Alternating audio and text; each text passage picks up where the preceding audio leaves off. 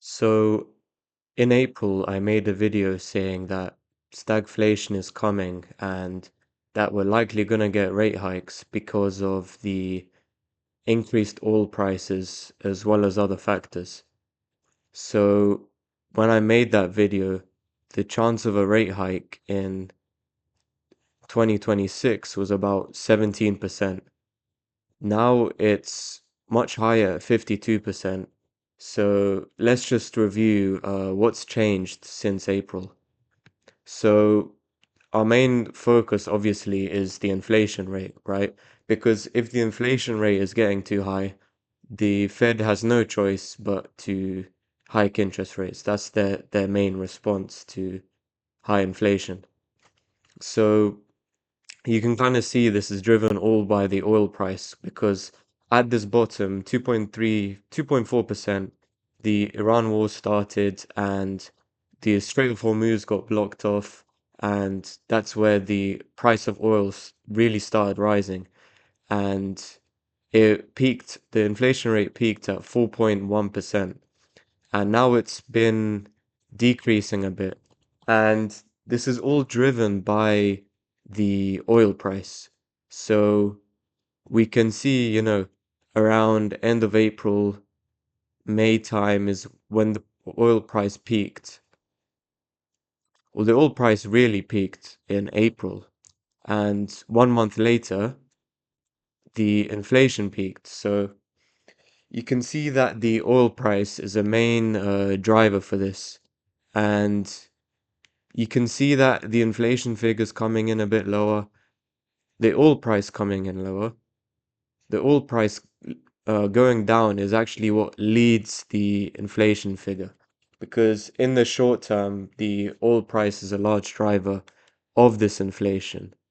So you can see that the oil price bottomed around July here, fell quite a bit, like 50% or so.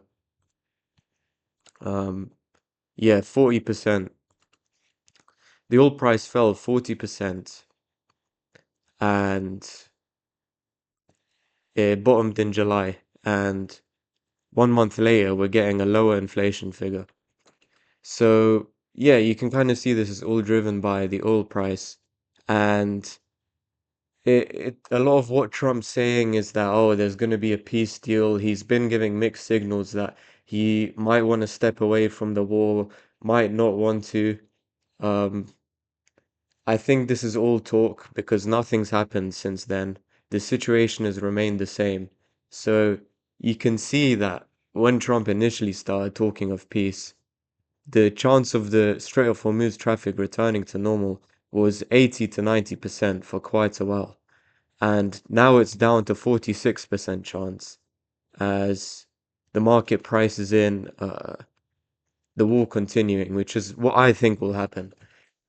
Because Trump, the most important thing for him is the upcoming midterm elections in about 83 days in November. And more important than the stock market going up is he wants oil prices to stay low because people, like most, only maybe like 10-20% of the US population have a decent amount of money in the stock market, whereas oil, almost everyone uses oil for their car, right? So I think what Trump is playing, he's kind of stalling for time to keep the oil price low, to keep the market hopeful that the war might end. And then after midterms, he's gonna start ramping up with the war because if he was gonna abandon the war, he already would have done so. It's very unpopular in America, but he's kind of stalling for time here, kind of giving people false hope that the war might end so the oil price isn't too high going into the midterms. And also the stock market is rallying at all-time highs. So that's the story, right? But the bond market is calling BS. So if we look at what's happened since uh, our video in April, have a look at this. So we can, so in, let's plot this is the 2 year yield. So it's the yield that someone gets for lending money to the US government for 2 years. and usually it follows the well, normally the Fed funds rate follows the 2-year yield. So let me show you. Uh, Fed funds rate.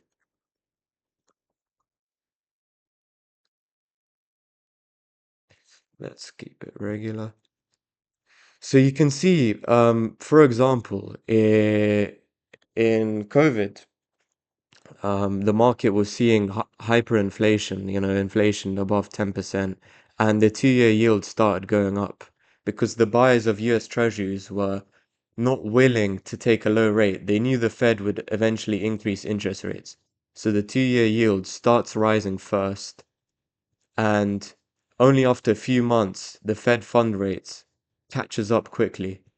And same thing over here in 2023, the market saw, okay, inflation's calmed down now. The Fed is likely going to start cutting rates again. And the 2-year yield starts falling before the Fed funds interest rate.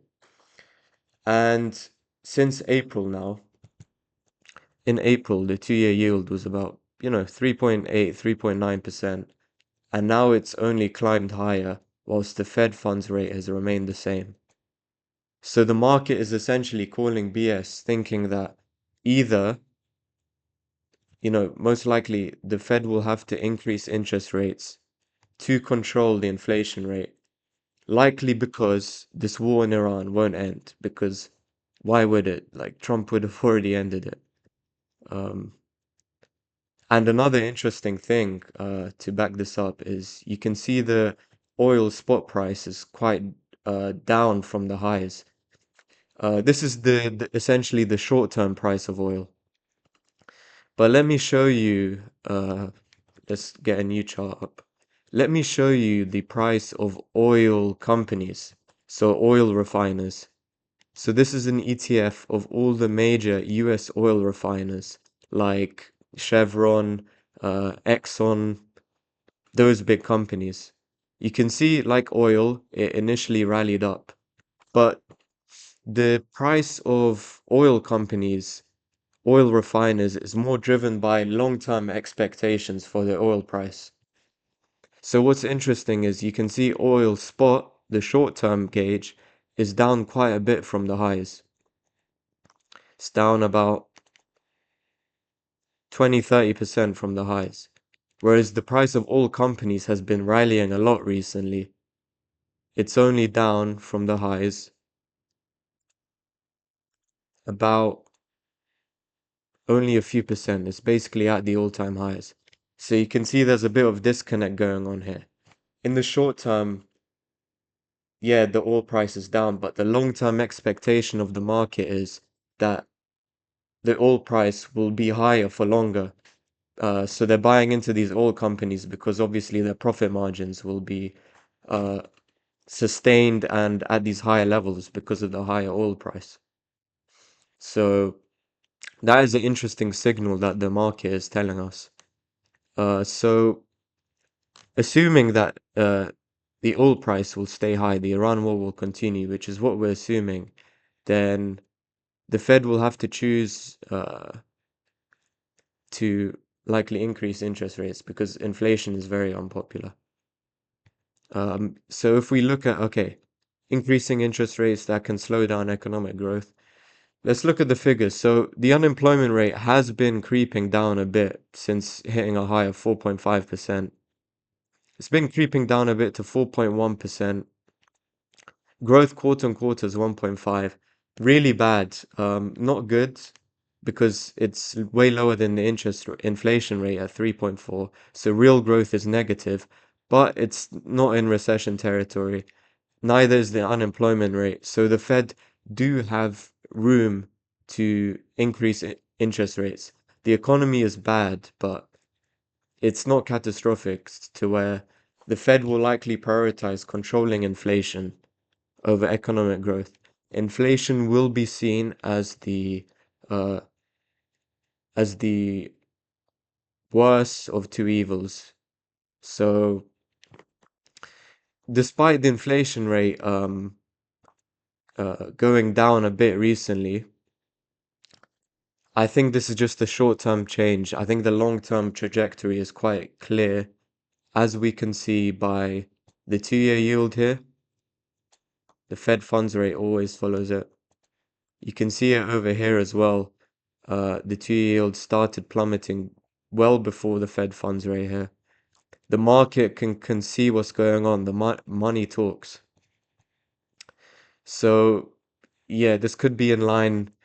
So when the oil price eventually does spike back up again, because people see that Trump's promises are BS, then, this could be catalyzed by a ground invasion or a lot of things. And the economy isn't doing horrible, as you can see by the not high unemployment rate, the okay economic growth. We're likely going to see inflation take over, and like in the 1970s, you had the oil crisis. You're going to probably see the stock market underperform. You're not going to see a crash like people are expecting. You're probably going to see a slow outperformance to gold and other assets, as the US government will have to borrow even more money. Their interest, because if the Feds increases their interest rate, then also the interest rate on the all the US debt is going to be higher. So the US debt will skyrocket even more than it already is. Trust in the dollar will fall. In these environments, assets like gold, silver, also in my opinion, Bitcoin will do pretty well. So yeah, that's the update. I don't think the situation has changed. Strait of Hormuz traffic returning to normal this year is falling by the day. So that's essentially our signal for high inflation in the long term. Thank you.